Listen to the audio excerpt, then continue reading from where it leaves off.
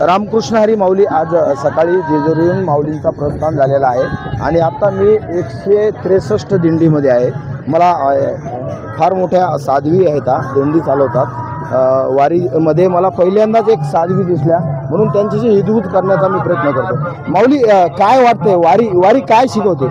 वारी आपल्याला एकत्र कसं राहायचं आणि आपल्याकडे जो काय अहंभाव आहे, अहंकार आहे, तो घरच्या घरी विसरून किंवा जागच्या जागी विसरून तो भाव तिथं सोडायचा आणि सगळ्यांनी एकत्र येऊन समभावाने जायचं। कुठलाही भेदभाव नसतो या वारीमध्ये।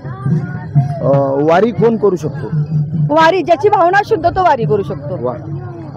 तुमची परंपरा केव्हापासून आहे वारी? आपली परंपरा आमचे गुरु आहेत स्वामी आबानगिरी महाराज, तेव्हापासून आहे। बरं, तुम्ही केव्हापासून चालता वारीमध्ये? चालते मी गेल्या वर्षीपासून। त्यांचे ते ब्रह्मलीन झाल्यापासून आम्ही चालायला लागलो। आधी येत होतो, फक्त भेट देणं, काही दिवस थांबणं एवढंच होतं। आता पूर्णपणे चालतं। ताई, खास करून वारीतल्या काय समस्या वाटतात की तुम्हाला शासनापर्यंत त्या गेल्या पाहिजे वाटतात? शासन भरपूर प्रयत्न करतंय, नाही असं नाही, परंतु काय किरकोळ स्वच्छतेच्या ज्या समस्या आहेत, ज्या आमच्यामुळे वारकऱ्यांमुळेच कदाचित क्रिएट होत असतील, पण त्याला शिस्त लावण्यासाठी काहीतरी उपाययोजना व्हाव्यात। खास करून मी पाहिलं, मी 14 वर्ष झाले या वारीमध्ये असतो।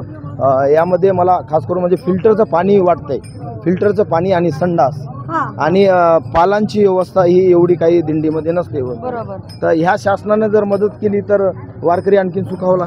अगदी खरं आहे। मी प्रयागराजचा कुंभमेळा, मी कंपॅरिझन नाही करत, परंतु तिथं जी स्वच्छता होती आणि इथं थोडासा फरक आहे। मग काय आहे माहीत नाही, परंतु स्वच्छतेच्या बाबतीत थोडासा फरक आहे। मी फरक करू शकत नाही, पण माऊली हे सगळं करून नेते, तरी देखील कुठलीही प्रकारची रोगराई पसरत नाही। हा माऊलींचाच कदाचित एक आपल्याला हे आहे। तरी देखील आपण सगळ्यांनी मिळून ही वारी स्वच्छ सुंदर केले तर खूप छान होईल। वारीमध्ये आल्यावर काय जातो वाटते तुम्हाला माणसाच्या मनातला? माणसाच्या मनातला अहंकार जातो, मीपणा जातो आणि आपण एकजुटीने राहतो। बर, एकंदरीत किती वारकरी आहेत तुमच्यासोबत आणि कसा सोहळा चालतो? आता आपली वारी क्रमांक 163 आहे आपली। स्वामी आबानगिरी दिंडी म्हणून आपली वारी आहे। गगनगिरी महाराजांचे ते शिष्य आहेत स्वामी आबानगिरी महाराज, आणि त्या दिंडीमध्ये जवळजवळ आता 250च्या वरती आपल्या चालणारे, पायी चालणारे आहेत। सेवेकरी जवळजवळ 51 आहेत, म्हणजे पूर्णपणे सेवाभाव वृत्तीनं काम करणारे। ताई, आपण एकंदरीत पाहतो तर पुण्याच्या नंतर सासवडचा घाट जसाही सुरू झाला, त्यानंतर तुफान पाऊस सुरू झाला। कालही पाऊस होता वारीत, आज पाऊस नाही। ह्या वारा पाऊस ऊन याला कुठल्या तमा न करता वारकरी पुढे चालत राहतो।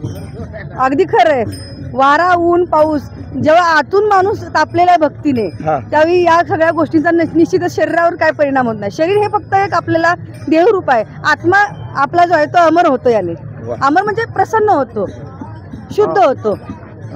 काय लागते वारीला? पूर्वजन्मीचं पुण्य, प्रारब्ध काय लागते की तो माणूस कोणीही वारी करू शकत नाही। ज्याचं पूर्वजन्मीचं पुण्य असेल तोच वारी करू शकतो, आणि ज्याच्या मनामध्ये थोडाफार जरी यत्किंचितपणे किंतु परंतु आलो वारीबद्दल, तर निश्चित त्याला त्याच्या ठिकाणी लगेच हे होतं। ताई, हा व्हिडिओ सर्वसामान्य लोक मोठ्या प्रमाणावर बघतील, तर सर्वसामान्याला वाटते की वारीला येणं म्हणजे एक प्रकारची मजेसाठी लोक येतात। आता खरं इथं काय असतं, वास्तव काय आहे वारीचं? कुठलाही मेळा झाला, कुठलीही यात्रा झाली, तिथं आपण बघतो जसं म्हणतात की काय म्हणतात आपण, अगदी खरं खरं खरं। वारीमध्ये हौशे गौशे नवशे वेगवेगळ्या प्रकारची माणसं असतात। मग हौशेने येणारेही असतात प्रत्येक यात्रेमध्ये, तसं यामध्ये देखील असतील, पण मोजके।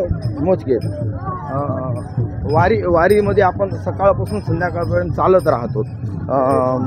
काही लोकांचे गुडघे पाय दुखतात, तरी पण तो दुसऱ्या दिवशी त्याच चालतो। काय नेमकी काय ताकद कुठून मिळते?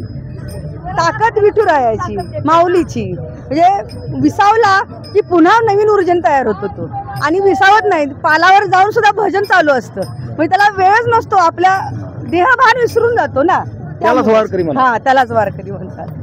माऊली, एकंदरीत आता आपण जेजुरीचा हे करून पुढे प्रवास करत आहोत। करत असताना मला आणखीन एक प्रश्न तुम्हाला विचारावा वाटतो की प्रत्येक वारकरी हा वारीला येतो, 9-10 लाख लोक माऊलींच्या सोहळ्यात आहेत, पण हे कधी काय पांडुरंग रायाकडं, माऊलीकडे काय मागतात?